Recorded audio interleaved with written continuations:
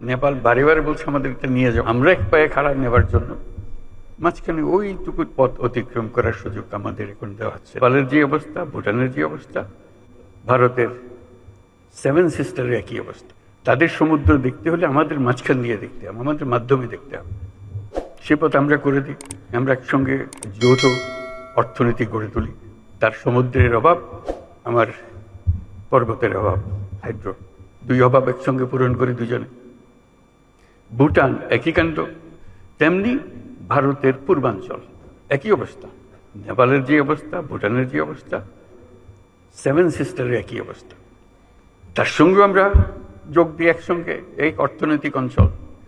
আমাদের যে সমুদ্র বন্দর, তাদের মাল আনা নেওয়া করবে, আমাদের মাল আনা নেওয়া করবে, তাদের কাছে যাবে, তাদের অর্থনীতি আমাদের অর্থনীতি একসঙ্গে জাগবে। তারাও খুব কষ্টের অবস্থায় আছে, তারা খুব ভালো অবস্থায় নেই। তারা এই সুযোগ পেলে তারাও আনন্দিত, তাদের ব্যবসা আমাদের ব্যবসা রমরমা ব্যবসা হবে, একসঙ্গে ব্যবসা হবে। প্রক্রিয়া শুরু হয়েছে, এই প্রক্রিয়াকে জোরদার করা, যাতে করে আমরা এই অর্থনৈতিক অঞ্চল গড়ে তুলতে পারি।